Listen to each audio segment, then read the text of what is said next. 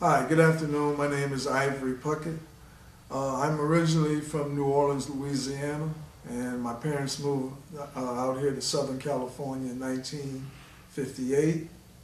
I went to a private middle school, and then I went to a private high school, a Catholic high school in Burbank, California.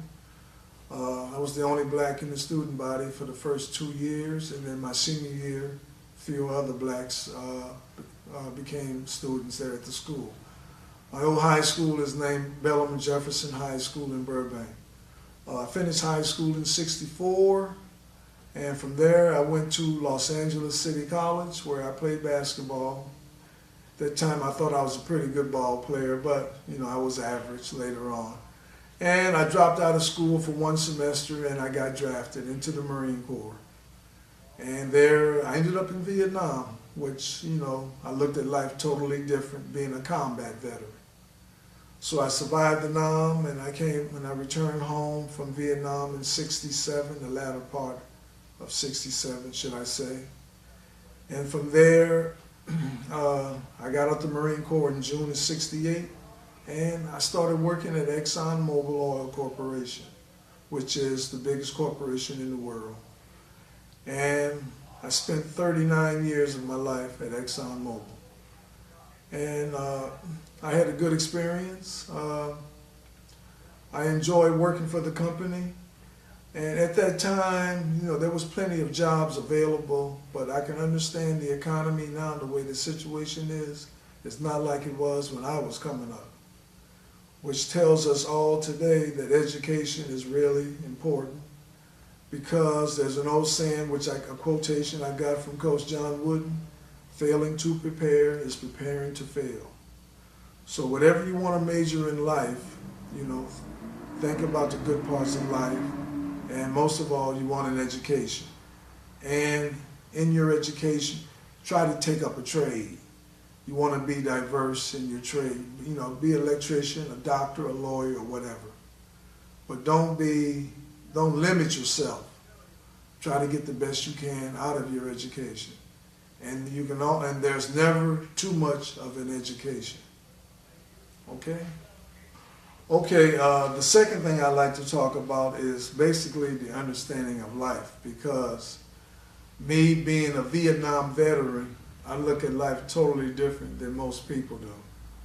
Because not only at Vietnam, I'm also a combat veteran, and I was wounded twice in combat.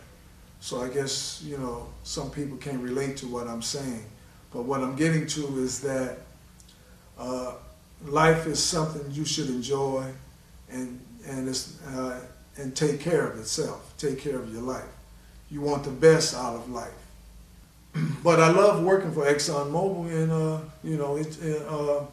working at a refinery is dangerous because you have no margin of error.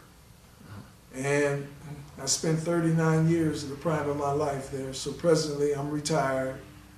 I live in Atlanta, Georgia, and I commute back to Southern California about twice a year. Well, when I started there, I listened to these ones who's been there the most. I treated my job like I was in Vietnam. In other words, what I'm saying is that I listen to the people with experience. And the young kids today, the young adults, they need to listen to the senior citizens and what have you, because we've been there and you're just growing.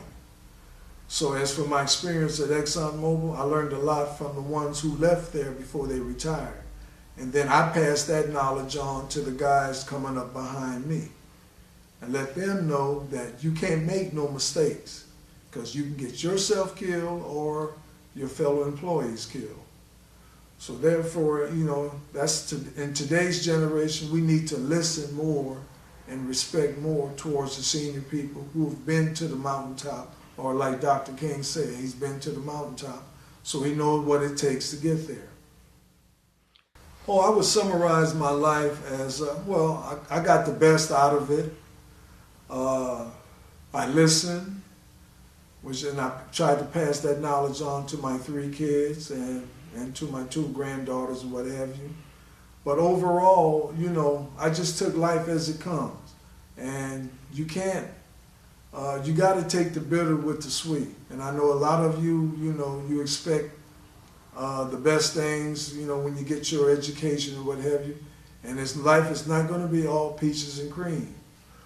Okay, and finally, I'd like to say, you know, be active in society.